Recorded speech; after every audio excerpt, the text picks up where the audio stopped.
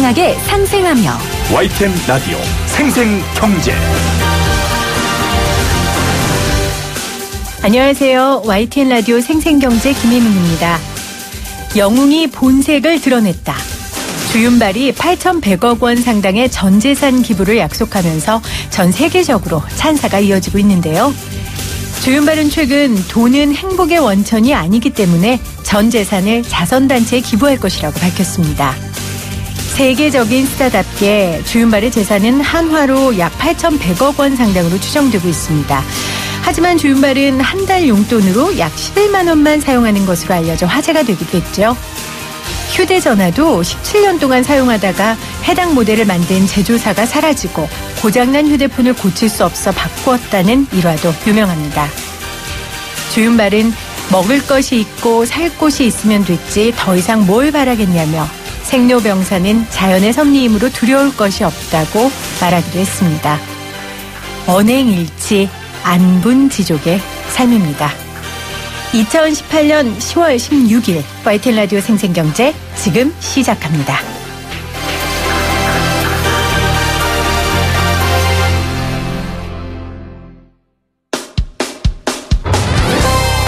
생생하게 상생하며 건강한 경제방송 YTN 라디오 생생경제.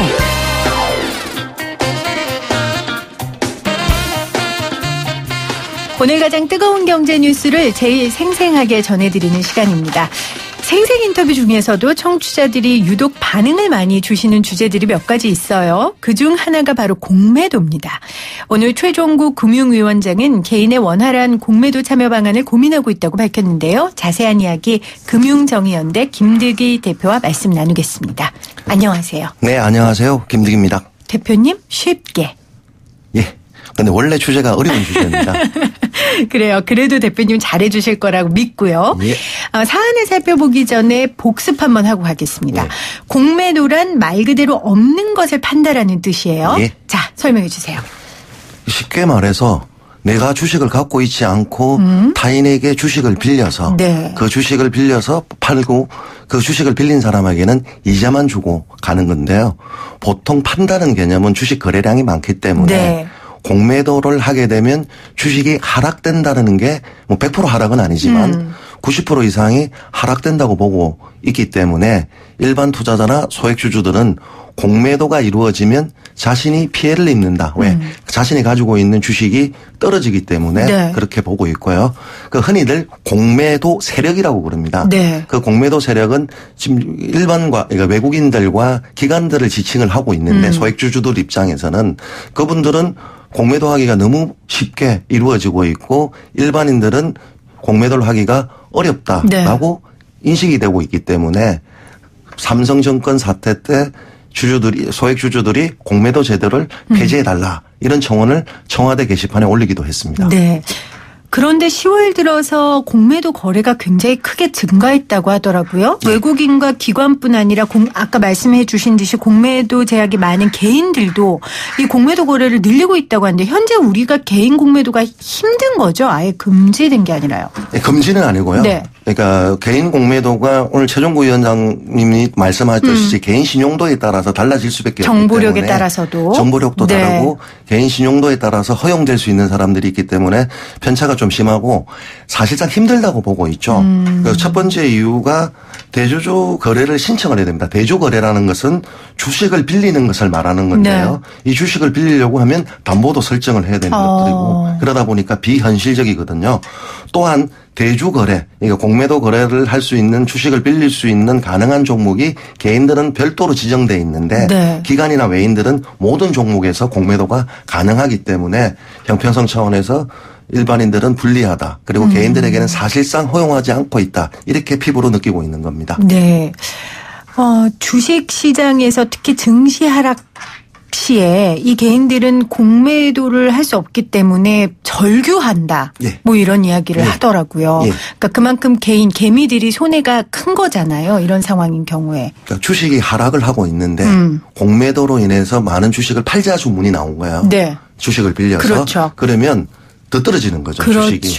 우는 아이한테 뺨을 때리는 게 아니라 더 어깨조차도 짓누르게 만들다 보니까 개인 투자자들이나 소액주주들은 아우성을 지를 수밖에 없는 거죠. 왜냐하면 주가가 하락으로 인해서 자기들이 재산상 피해가 눈앞에서 계속 보이기 그렇죠. 때문에. 근데 아무것도 할 수 없네요. 아무것도 할 수 없고 네. 살려달라고 외쳤는데도 불구하고 금융당국에서는 공매도는 외국에서 허용하는 기법이기 때문에 우리나라도 폐지는 못한다. 이런 말만 되풀이하고 있다 보니까 답답해 죽을 지경입니다. 자, 그런데 이 상황에서 최종구 금융위원장이 개인의 공매도를 검토하겠다라고 발언을 했어요. 예. 일단 금융소비자들의 입장을 대변하는 우리 김득희 대표님은 어떻게 들으셨습니까? 최종구 위원장의 발언을 보면서 거꾸로 가는 대책이다. 거꾸로 가는 대책이다. 예. 지금 소액주주들 입장들은 공매도 폐지거든요. 저희들도 폐지까지는 힘들다 하더라도 제한해야 된다는 입장을 가지고 있는데 오히려 그거와 무관하게 일반 투자자들이 개인들이 불리하니까 개인들도 공매도를 많이 할 수 있도록 허용해 주겠다. 형평성을 맞춰 주겠다라고 하는 것들이 오히려 공매도를 조장하고 있는 발언이 아닌가 이렇게 봐주고 있는 거죠. 네.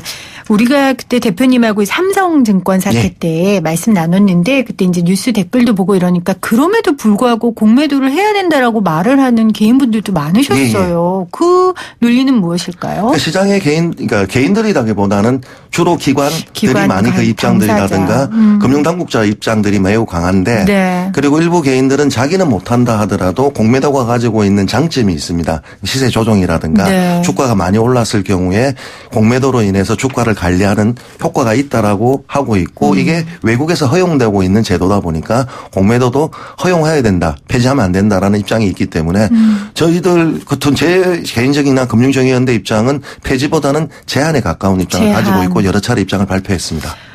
제한을 했으면 좋겠다라고 주장을 했지만 지금 당국에서는 오히려 확대하겠다. 개인톡 할 수 있도록 문을 열겠다라고 입장을 얘기했단 말이에요. 네. 그래서 거꾸로 가는 대책이라고 이야기하고 있는 거고 개인들이 금지가 아닌데 사실상 금지인 그렇죠. 것들을 개인들에게도 허용하겠다. 그러면 것들인데 그 얘기는 제가 왜 거꾸로 가는 네. 대책이냐면 이거는 공매도는 투기 세력이라고 보고 있거든요. 네. 이건 투전판이라고 보고 있는데 이거는 외인과 기관뿐만 아니고 개인들에게도 이 투전판을 열어주겠다라는 것들이기 때문에 만약 개인들이 공매도로 해서 이 매수를 못 갖는다든가 라고 했을 때 발생했을 때 오히려 시장 혼란이 더 생기지 않을까 그렇겠네요. 이런 우려도 있습니다. 그러니까 지금도 금지된 건 아니지만 사실상 금지인데 예. 그 사실상 금지일 수밖에 없는 조건 아까 말씀하신 정보력이라든지 신용도에 있어서 개인이 기관이나 기업처럼 할 수 없잖아요. 예. 그러면 이 두 부분의 문제를 해결을 해줘야 될 거 아니에요. 기울어진 운동장이 아닌 실효성 논란이 나올 수밖에 없을 것 같은데요. 그러니까 정부는 개선이 되겠습니까? 개인들에게. 절대 개선될 수 없는 문제인 그렇죠. 거고. 그러면 신용인데 신용 있는 사람에게만 일반 공매도를 대주를 허용하겠다라고 하는데 그 신용도 그리고 금액은 얼마큼 될 건지 담보를 어떻게 설정할 건지 이런 부분들이 있기 때문에 사실상 개인에게 허용한 한들 일부 개인들 슈퍼 개인이 될 것이다. 돈이 많은. 그렇죠. 정보력도 있는. 정보력도 있는 그나마 있는 분들이 될 거다. 그렇기 때문에 별로 효율적인 정책이 아니고 거꾸로 가는 정책이다. 이렇게 보고 있습니다. 그러니까 우리 이른바 쩐주라고 하는 그러니까 주가 조작 세력의 오히려 놀이터가 될 수 있는 여지가 좀 크다. 좀 이런 우려를 표현하시는 것 같아요. 그래도 만약에 정부에서 문을 연다면 좀 조언을 해 주신다면 대표님이 어떤 조언을 해 주시겠어요? 예를 들면 개인이 참여를 한다면 어떤 자격을 둬야 한다든지 뭐 이런 조언을 주신다면요. 저는 그 개인이 참여하는 데 있어서는 일단 반대인 거고요. 네. 만약에 개인들과 기관들의 형평성 문제를 고려한다면 지금 개인 투자자들이나 소액주주들이 가장 원성을 하고 있는 게 리테이플 제도이거든요. 네. 이 리테이플 제도라는 것은 다른 게 아니라 기존의 공매도 제도는 대여량의 한계가 있는데 담보가 있어야 되기 때문에 기관이 무한정 빌릴 수가 없고 공매자가 담보를 설정할 수 있는 자금력 한도 내에서 대체가 가능한데 네. 이건 풀을 형성을 해서 그런 거 살 수 없이 이자만 주고 빌릴 수 있기 때문에 기관들과 개인들은 이게 가능한데 개인들은 이로 인해 피해를 보고 있다고 생각을 하기 때문에 이 제도를 개선해야 된다. 아니면 폐지해야 된다. 이렇게 저뿐만 아니고 소액주주들이나 일반 투자자들이 많은 제안들을 해주고 계십니다. 개인에게 공매도 참여 기회가 열린다고 해도 아까 말씀하신 것처럼 뭐 공매도 주문은 뭐 옵션 뭐 이런 뭐 복잡한 과정이 있더라고요. 저 같은 사람은 정말 뭐 할 수도 없을 것 같아요. 아마 저나 최종구 위원장님이 네. 공매도를 하더라도 재미를 못 볼 겁니다. 아, 그만큼 개인은 실효성이 없고 개인이 할 수 있는 게 아니다. 아니다라고 봐지는 것들이죠. 해외 같은 경우는 어떻습니까? 그러니까 해외 같은 경우에도 허용을 하고 있는데 네. 우리처럼 이렇게 무차별적으로 이루어지고 있지는 않다고 알고 있고요. 특히 우리 시장이 문제가 되고 있는 것들은 개인이라 하더라도 개인 투자자들에게 금지를 하고 있는 것들이 문제도 있지만 일반 외인들이라든가 기관들에게 무제한적으로 허용하고 있거든요. 이건 사실상. 네. 아까 리테이플 제도를 말씀을 드렸는데 나는 주식을 빌려주는지도 몰라요. 개인들이 주식을 사놓고 그런데 그것들이 개인과 기관들에게 주식을 빌려줘서 다시 주가 하락하는 데 있어서 오는데 이자는 조금 받고 주가 하락은 크게 받는 데미지를 입는 게 있거든요. 그렇기 때문에 두 번 죽인다 저는 이렇게 보고 있고요. 외국의 사례들이 우리하고 시장이 좀 다르지 않습니까? 네. 그쪽은 진짜 미국 같은 경우는 정권 시장이 꽃이라고 할 수 있고 이런 것들을 활발하게 제도적 감시적 장치도 있는데 네. 아직 한국 사회는 좀 제도적 감시가 떨어지고 있기 때문에 외국과 동일하게 절대로 비교할 수는 없을 것 같습니다. 아니 그러면 최근에 삼성증권 유령 주식 매도 사건도 있었고 금융소비자들이 이렇게 이야기를 하는데도 지금 이 시점에 왜 최 위원장이 개인 공매도 이야기를 꺼냈을까요? 저도 그게 궁금합니다. 뭔가 하는 걸 보여줘야 되지 않느냐라는 게 이번에 국정감사에서 공매도 이야기들이 많이 나오다 보니까 그러면 형평성을 맞춰서 개인에게도 허용 이게 폐지가 아니고 강력한 제한이 아니다 보니까 공매도에 대한 대안으로 문제점들을 그 이야기를 하지 않았나 싶거든요. 대안으로요? 반대쪽 이야기, 반대쪽으로요? 예. 그래서 저희들 오히려 우리는 이번에 국정감사에서 경실련이나 시민사회단체들은 무차익 공매도가 가능한 현 공매제도에 대한 제도 개선을 계속 이야기를 하고 있고 심지어 국민연금이 주식 대여를 한 것들이 1,000조가 나왔습니다. 이번에 발표된 게 네. 9월 7일 날 국회 정무위 소속 바른미래당 이태규 의원이 발표한 자료에 의하면 국민연금이 1,000조를 주식 대여를 해서 공매도에 이용하게 했는데 오히려 지금 올해 국민연금의 수익률은 악화되어 있거든요. 네. 그런데 우리 많은 시청자님들이 모르실 건데 국민연금조차도 주식의 공매도에 대여하고 있어요. 그런데 수익성은 악화되고 있고 오히려 소탐대실이 아닌가라고 문제 제기를 하고 있다 보니까 공매도에 대한 어쨌든 새로운 대책들을 내놓는 과정에서 최종구 위원장님은 본인은 개인까지 허용하는 네. 형평성을 맞추는 기계적 균형을 맞춘 게 아닌가 그렇게 보고 있습니다. 지금 이제 무차입 공매도로 한 금융투자자 71곳, 71곳에 제재를 했다라는 그 제재 중에서 주의 처분을 받은 것으로 알려져 있는데 지금 이런 불법 공매도가 불가능하도록 하는 이런 거래 시스템이요. 이 부분이 어느 정도 수준이라고 보세요? 지금. 손방망이 쳐버리죠. 방망이 쳐버리죠. 지금 우리가 버스, 지하철 잘못하면 얼마 과징금 무는지 아십니까? 30배 내고 있거든요. 네. 근데 공매도 했을 때 과징금 1.5배 하겠다고 했거든요. 네. 그러다 보니까 1.5배 과징금을 낸다 하더라도 이 공매대로 버들어는 돈이 많다 보면 1.5배는 껌값이 될 수 있기 때문에 사실적 제어가 안 되기 때문에 과징금에 대한 금액들은 향량은 10년 정도는 어느 정도 된다고 보고 있지만 네. 과징금의 금액은 더 늘려야 된다. 최소한 뭐 30배 정도에서 지하철 정도 표값은 해야 되지 않겠느냐. 네. 저희들은 그렇게 생각을 하고 있고요. 궁극적으로는 폐지가 힘들다면 저희들은 제한을 요구하고 있습니다. 제한. 오죽하면 올해 신라젠이라는 회사가 공매도 때문에 피해를 입는다고 회사가 입장문을 발표한 적이 있었어요. 그래서 과열 금지로 해서 공매도 금지가 됐습니다. 네. 하루입니다. 그렇기 때문에 공매도 과열 종목에 대한 지정 요건을 강화하고 이 제한을 하루가 아니라 한 일주일 정도를 할 수 있게끔 권한을 준다든가 우리가 삼성증권 한번 이야기했지 않습니까? 삼성증권이 그렇게 유령 주식 사태가 일어났을 때도 당일부터 계속 공매도가 일어나서 주식이 더 하락되었거든요. 네. 그런 비정상적인 종목은 공매도 제한을 해야 되죠. 못 일어나게. 이게 왜냐하면 시스템에서 잘못이 오류가 있어가지고 일어나는데 그 피해는 삼성증권의 주주들이 다 보게 되었거든요. 그렇기 때문에 공매도 과열 종목 지정요건 강화라든가 기술특례 상장기업 같은 경우가 공매도 세력들에 있어서 좋은 먹잇감이 되고 있거든요. 네. 5년 동안 회계도 유예해 줍니다. 5년 동안 공매도를 금지하는 방안 아니면 공매제도 공시제 강화 이런 강화 조건으로 가야 되는 게 우리 시장에 네. 맞지 않겠느냐.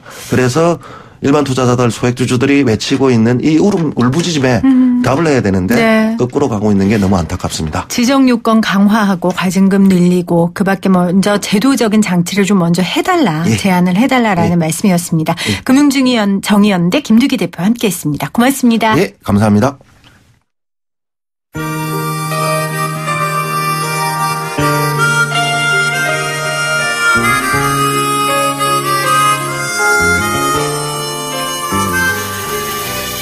자, 이 노래 아마 오늘 라디오에서 많이 들으셨을 것 같아요. 오늘 이 영웅에 대한 이야기를 너무 많이 해서요. 자, 생생퀴즈도 이 영웅에 대한 이름을 맞추시는 겁니다. 중화권 배우인 이분이 전 재산 8,100억 원을 기부하겠다고 해서 화제가 됐습니다.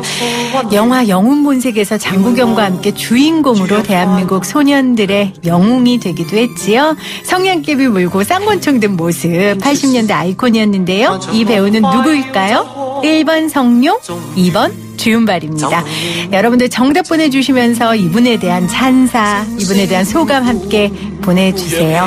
생생하게 상생하며 YTN 라디오 생생경제는 방송통신위원회의 방송통신발전 기금을 지원받고 있고요. 포스코와 함께합니다. 저는 2부에 다시 올게요.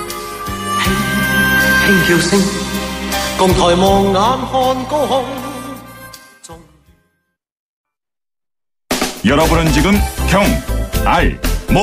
경제를 알지 못하는 김혜민 PD가 진행하는 경제 전문 프로그램을 듣고 계십니다.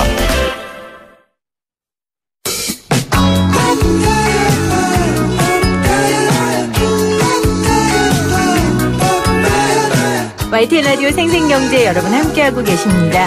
올해가 마르크스 탄생 200주년입니다. 마르크스. 사실 우리 사회에 금기시된 단어라 해도 과언이 아닌데요. 하지만 최근에는 이 마르크스의 사상에 대해 학문으로 고민해보고 또 연구해보자라는 움직임들이 있습니다. 저도 한번 배워보고 싶은 마음이 생겨서요.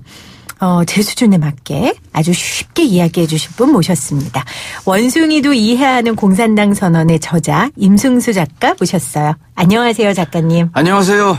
예, 책이 2권 더 있습니다. 원숭이도 이해하는 자본론도 있고 네. 마르크스 철학도 있습니다. 그러니까 공통점은 원숭이라는 것과 아주 빨갱이스러운 뉴즈에 대해서 하신 거네요. 그죠? 맞습니다. 예, 그 원숭이도 이해하는 이라는 제목 때문에 욕을 좀 많이 먹었어요. 아니 근데요. 네. 이 제목 때문에 사실 작가님 책을 저는 읽게 됐어요. 아무래도 낚이신 거죠? 낚였죠. 어렵더라고요. 제가 제목으로 사람 낚는 재주가 있는데 그리고 나서 낚이셔서 읽으셨다가 불만을 토로하시는 분들도 좀 계십니다. 그러니까 불만보다 저는 자괴감에 빠졌죠. 나는 원숭이보다 못하구나. 예, 죄송합니다. 어렵긴 했지만 그래도 제가 본 어떤 책보다 쉽고 친절했습니다. 감사합니다. 여러분 어떤 내용인지 제가 오늘 여러분들을 대신해서 좀 여쭤봐 드릴게요.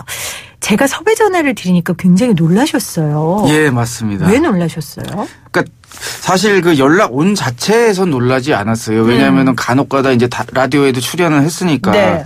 다만 이제 전화해서 마르크스를 주제로 하시겠다는 얘기를 듣고 사실 깜짝 놀랐습니다. 왜요? 왜냐하면은 사실 제 책이 이제 막 나온 것도 아니고, 그러니까 어떻게 보면 책이라고 하는 건 신간 나와서 소개 막 할 때 조금 언론의 조명을 받지 이쯤 되면 이제 죽는 거거든요. 그런데 약간 뒷북 스타일로 연락이 온 다음에 게다가 마르크스로 그것도 어떤 책에 대해서가 아니라 그냥 마르크스를 주제로 이렇게 좀 얘기를 하자고 하셔서 저는 우선 PD분의 사상이 궁금하다. 이런 생각을 개인적으로 했죠. 저는 제 사상은 여러분들 의심 안 하셔도 되고요. 제가 앞서 말씀드린 것처럼 마르크스 탄생 200주년이 올해 되기도 했고. 그렇죠. 맞습니다. 저는 학문적으로 이 부분에 대해서 우리가 이제 이야기해보고 토론해볼 정도의 사회적 성숙도는 됐다라고 생각을 했어요. 맞습니다. 그래서 이 이야기에 대해서 누가 제일 잘해줄까 연사를 제가 사실은 굉장히 많이 찾았어요. 근데 어느 누구도 선뜻 소개를 안 해주더라고요. 근데 이제 작가님이 저한테 낚이신 거죠. 반대로 말하면. 뭐 방송을 듣고 관심을 가지게 되신 건가요? 팟캐스트에서 사실은 아주 인기 있는 팟캐스트에서 우리 작가님께서 요즘에 아주 뜨거우세요, 여러분들. 그렇죠. 그래서 제가 공중파로 모셨습니다. 감사합니다. 네. 자, 우리 본론을 그럼 한번 얘기해 볼게요. 자, 마르크스, 엥겔스, 공산당 선언. 일단 여기에 대해 관심 갖게 된 계기가 있으셨어요? 그러니까 이제 마르크스랑 엥겔스 그리고 말씀하신 뭐 공산당 선언뿐만 아니라 뭐 자본론 주로 마르크스 엥겔스 하면은 사회주의, 그렇죠. 공산주의 이래가지고 빨갱이. 저 같은 경우는 또 실제로 뭐 2013년도에 제가 경희대학교에서 강의를 하는데 네. 한 학생이 저를 국정원에 신고하기도 했어요. 그때 사회면에 대서특필되고 막 그런 경험도 개인적으로는 있는데. 그러니까 캠퍼스에서 이 마르크스 엥겔스 공산당 선언을 저 강의했다고. 2학점짜리 수업을 하고 있는 사람이에요. 경희대에서. 그리고 제 수업이 제가 직접 얘기하기는 좀 민망하지만 경희대 최고 인기 강의 중에 하나이기 때문에. 네. 그런데 이제 그 당시에 그 학생이 제 수업을 듣지도 않는데 마르크스 강의하는 것 자체가 아마 좀 꼴보기 싫었던 것 같아요. 그리고 저라는 사람이 쓴 책도 마음에 안 들고 아무래도 사회주의 뭐 자가 쓴 거 아니냐 뭐 네. 이렇게 뭐 이런 거 있잖아요. 마르크스 얘기 들으면. 근데 참 오해가 큰 것 같다는 생각이 들었어요. 왜냐하면 대부분 뭐 마르크스의 대표작은 자본론이잖아요. 그렇죠. 자본론에 대해서 이렇게 얘기를 건네면은 그거 뭐 사회주의, 공산주의에 대한 책 아니냐. 그런 거 관심 없다. 뭐 이런 식으로 많이 생각하시는데 사실 자본론 내용을 읽어보면은 자본주의에 대한 내용이거든요. 자본주의 시스템이 이런 식으로 돌아간다.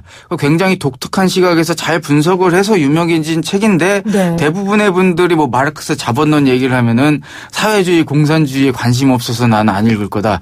그게 무슨 의미냐면은 뭐 자기는 성경책에 뭐 예수에 관심이 없어서 불교에 관심이 없다 이런 얘기랑 같은 거예요. 어떻게 보면은. 네. 그러니까 저는 왜 사실 마르크스 엥겔스 이런 사상에 관심을 가지게 됐냐면 제가 우연히 이제 아무래도 대학생이다 보니까 사회과학 서적을 제가 공대 출신이거든요. 그렇지만 대학생쯤 됐으면은 또 사회과학 책 읽어줘야지 이런 약간 치기 어린 생각도 있었고. 제목 크고 두꺼운 책 들고 다녀줘야지. 그렇죠. 예. 네. 그래서 그런 책 중에서 이제 하나인 마르크스 자본론을 우연히 읽다가 제가 놀랍게도 그동안 어떤 교과서나 어떤 참고서에서도 배우지 못한 자본주의 시스템의 본질을 보게 된 거예요. 그래서 너무 충격을 크게 받아서 뇌에 뭐 한 9.0의 지진이 난 것 같은 느낌이었어요. 네. 그런 경험을 가지고 제가 대학교 때 마르크스와 엥겔스 뭐 이런 사람들의 책을 자본주의에 대해서 좀 더 잘 알기 위해서 사실은 이분들의 책을 읽은 거예요.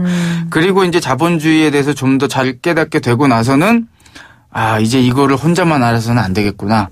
내가 이렇게 알고 정말 충격을 받은 것을 좀 더 많은 사람들이 알게 되면은 자본주의 시스템이 뭐 좋은 점도 있지만 한계나 오류도 있을 수 있잖아요. 그렇죠. 그런 부분을 더 잘 파악하게 되면은 그런 부분을 개선하거나 수정해서 좀 더 나은 사회로도 갈 수 있는 거잖아요. 그런데 대부분의 주류 경제학들이나 이런 걸 보면은 찬양 일색이잖아요. 자본주의에 대해. 네. 그런데 이제 마르크스 자본론이라든지 이 마르크스 사상의 특징은 뭐냐?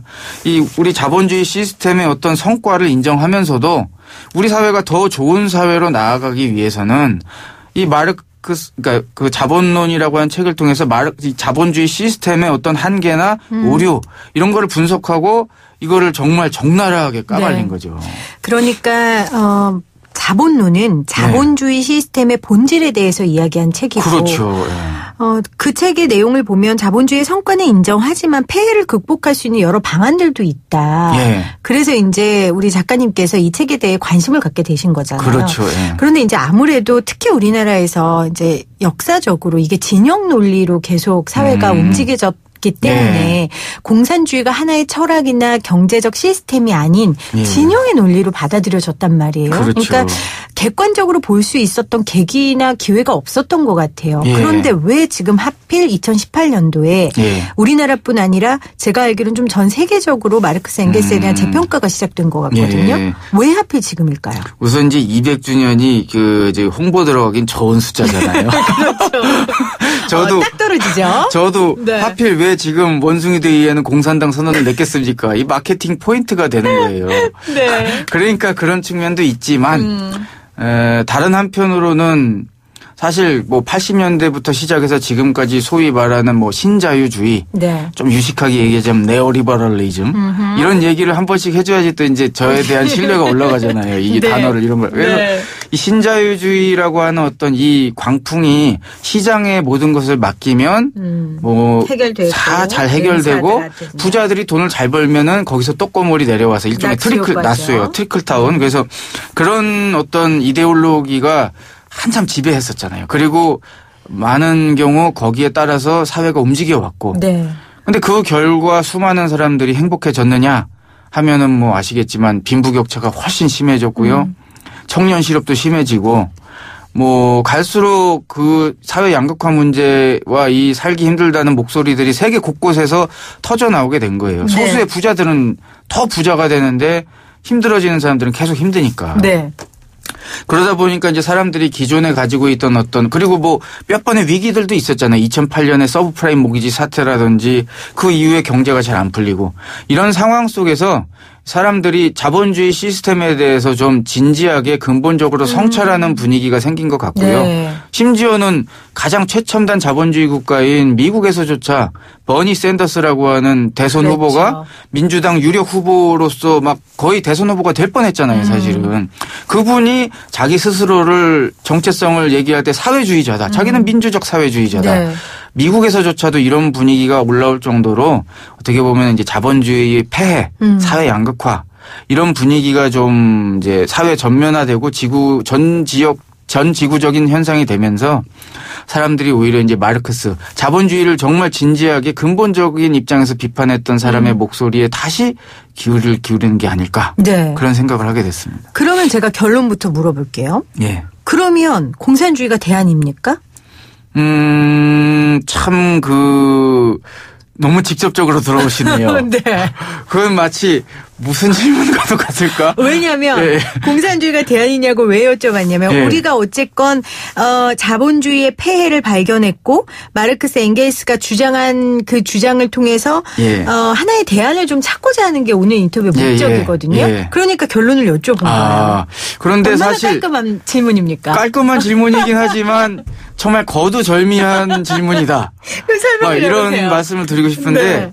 이게 왜냐면은 마르크스의 이 학문적 성과 중에 하나는 자본론 경제 분석에도 있지만 역사 발전 법칙에도 있거든요. 네. 뭐 여기 이 원숭이도 이해는 공산당 선언에도 일부 나오지만 역사 유물론이라고 해서 우리 사회가 어떻게 변화 발전해 가는가에 대한 통찰을 네. 생산력과 생산 관계의 모순이라는 관점에서 이제 접근하는 이론이 있어요. 그런데 그 이론에 입각해서 보면은 이 사회라고 하는 것이 그렇게 무 자르듯이 변하는 것은 아니고 네. 뭐 한마디로 얘기해서 좀 말씀드리자면은 먹고 사니즘의 갈등, 경제 영역에서의 갈등이 네. 새로운 사회로 그 사회를 이렇게 추동할 수 있는 원동력이 된다 이런 얘기거든요. 그러니까 저는 이렇게 말씀을 드리고 싶어요. 어쨌건 우리 자본주의 사회에서 이 먹고 사는 것이 점점 힘들어지는 측면이 있는 거잖아요. 이 안에서 분명 모순과 갈등이 벌어지고 네. 있고 다만 거기서 대안적인 어떤 영역이 커질 필요가 있다는 말씀을 드리고 싶어요. 이게 무슨 얘기냐면은 자본주의 시스템이라고 하는 것이 초창기와 지금이 많이 달라졌어요. 네. 초창기에는 복지 개념도 없었고 사실 그 국가가 이렇게 경제에 개입을 해서 뭔가 경제 운용에 영향을 끼친다는 개념 자체도 없었거든요. 네. 그런데 어쨌건 사람들이 자본주의 시스템 운영해 보니까 시장에다만 모든 걸 다 맡겨놨을 때 잘 안 돌아간단 말이에요. 그 과정에서 이 복지라고 하는 것은 아시다시피 자본주의적 모델은 아니거든요. 사회주의적 요소가 굉장히 강하게 들어있는 네. 모델이고 북유럽 국가들 같은 경우는 그 복지의 비중이 GDP로 치면은 한 50% 정도가 돼요. 무슨 얘기냐면 그 한 북유럽 국가 안에서 1년 동안 그 생성된 GDP 부가가치의 총합 중에 절반 정도는 세금으로 환수돼서 네. 그것이 공공 영역에서 쓰인단 말이에요. 그 정도 되면 이거를 사회주의와 자본주의 경계점 온 게 아닐까. 그러니까 이런 식으로 사회가 진보한다는 것은 공공의 영역. 그러니까 단순히 시장에 맡기는 영역이 아니라 우리가 공동체적으로 경제가 운영이 되는 영역이 점차 커지는 과정에 있는 것이다. 그런 말씀을 드리고 싶고 네. 이게 한순간에 일어난 변화는 아니고 그 중간중간에 선거도 있고 뭐 우파가 이겼다 좌파가 이겼다 하면서 이런 복지 시스템이나 이런 것이 부침이 또 있잖아요. 하지만 긴 호흡에서 봤을 때 인류 사회의 이 자본주의 이후의 인류 사회의 발전 경로는 어쨌건 이 공공성이 좀 더 강화되고 네. 그러니까 공동체적 성격이 강한 경제 영역이 증가하는 추세에 있고 그것이 좀 더 늘어나고 어느 정도 압도하게 됐을 때는 인류 미래의 언젠가는 마르크스가 얘기했던 사회주의나 공산주의 단계로 넘어갈 수도 있겠죠.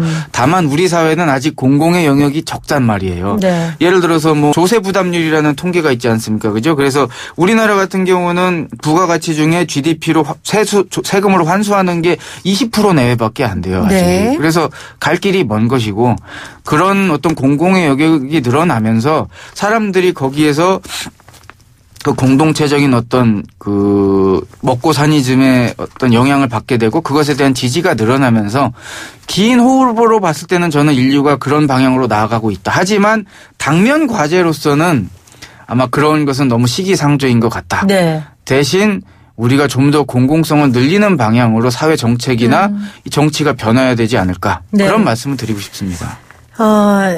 제가 좀 정리를 해볼게요. 제 수준과 제 시각에서. 아까 예. 이제 먹고 사니즘이라고 말씀을 하셨어요. 예. 그러니까 공공의 영역과 사적의 영역이 부딪히고 그 안에서 갈등이 생기면서 예. 사회의 변화가 이루어지는 것 같고 예. 그 안에서 이제 새로운 계급들이 등장하는 것 같아요. 예. 그러니까 봉건사회가 무너지고 부르주아라는 예, 상공업자들이 등장하고요. 계급이 생겼고요. 그거에 따라 이제 프로레타리아라는 예. 계급이 등장을 했고요. 여기까지 예. 맞습니까? 예, 그래서 네. 그 자본가들이 고용해서 일을 시키는 그 노동자들을 보통 프롤레타리아 계급이라고 표현을 했죠. 그러면서 이제 그 안에 이제 갈등이 또 생겼고요. 예. 그래서 프롤레타리아가 또 자기들끼리 뭉쳤고요. 그게 예. 이제 마르크스와 엥겔스가 말하는 모든 노동자들이여 단결하라. 예. 네. 이제 그렇게 됐단 말이에요. 결국은 이제 자본주의는 망하지는 않았고 예. 나아가는 과정 가운데 부족한 부분들은 우리가 지금 말하는 복지라는 개념으로 채워지고 있어요. 예. 근데 그 복지라는 개념이 결국은 공공의 영역이 사적의 영역보다 커지는 거고. 그런 거죠. 예. 그게 결국은 마르크스와 엥겔스가 말하는 사회주의와 공산주의의 핵심이다. 핵심? 핵심이라고 보기에는 한 가지 하나의 빠지는 게 대안이다. 있습니다. 빠지는 게 있습니까? 그게 뭐냐면 민주주의에 대한 부분인데요. 네. 사실은 마르크스 같은 경우는 자본주의 시스템 하에서는 민주주의가 제대로 된 민주주의가 구현되기 어렵다고 어렵다. 봤어요. 왜냐하면은 자본주의, 그러니까 시장 경제의 특징은 그 1만 원 한 표 시스템이잖아요. 그러니까 뭐 우리가 정치가 민주화됐다라고 하는 얘기를 할 때 부자든 가난하든 그 한 표를 행사할 수 있고 그래서 자신의 대표자를 국회에 보낼 수 있고 네. 이런 어떤 그 민주적 대의제가 성립이 됐기 때문에 우리가 정치가 민주화됐다라는 표현을 하잖아요. 하지만 이 세상이 정치만 있는 건 아니잖아요. 더 중요한 건 먹고 사는 문제인데 네. 이 먹고 사는 경제 영역을 봤을 때 과연 우리 사회를 민주사회라고 할 수 있는가. 화폐를 많이 소유한 소위 말하는 재벌이라고 하는 사람들의 어떤 이익에 맞춰서 이 사회 시스템이 돌아가게 되고 1만 원 한 표 시스템이라고 하는 이 시장 경제에서 이 한 표만을 가진 대부분의 서민들은 제대로 권리를 행사하기도 어렵고 오히려 찬밥새 뭐 갑질의 피해자가 되는 경우가 참 많잖아요. 네.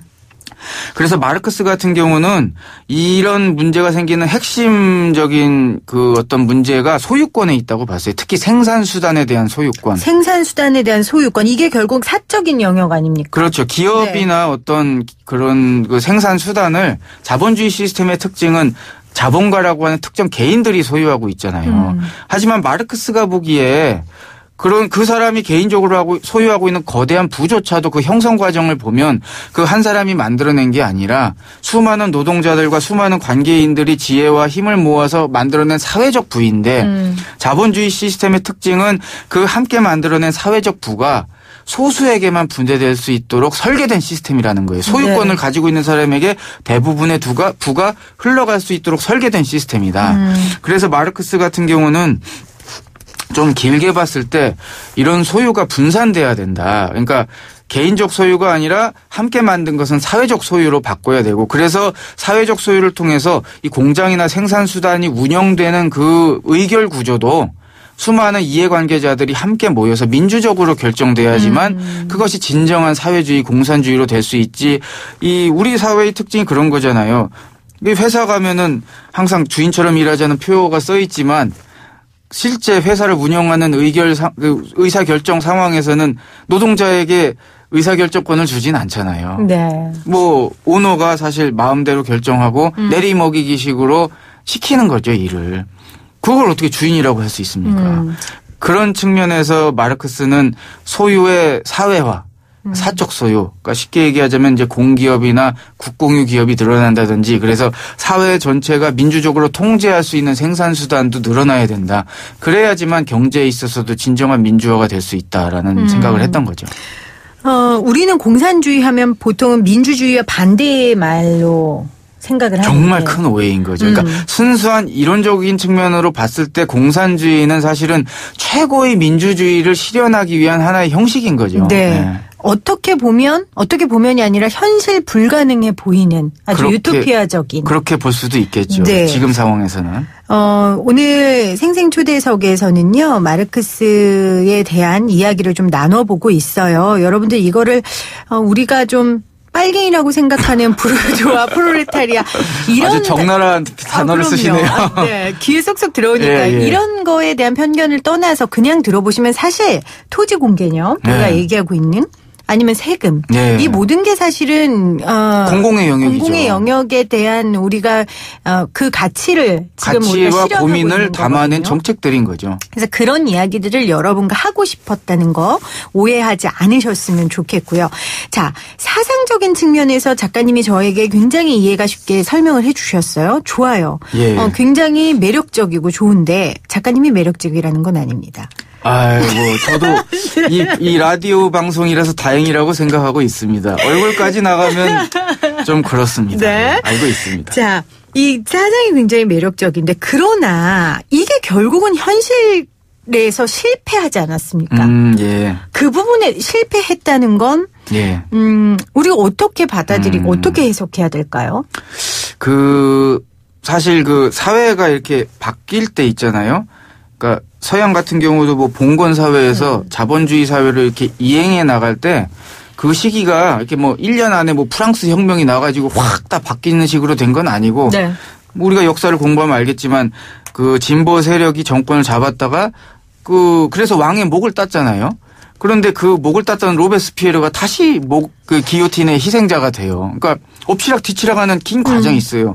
메테르니의 뭐 보수 반동 빈체제가 들어서기도 하고 기존에 있는 신분제 사회가 공화주의로 이행하는 과정도 사실 지금은 우리가 짧은 글로서만 배우지만 그 이행기를 보면은 굉장히 긴 기간이었단 말입니다. 마찬가지로 자본주의 시스템이 이제 막 태어나서 이제 오래되지 않았단 말이에요. 그 안에서 이제 모순이 숙성되는데 시간도 걸릴 것이고 1차적인 어떤 실험이 뭐 소련이나 동유럽에서 있다 하더라도 그것이 실패할 수도 있죠.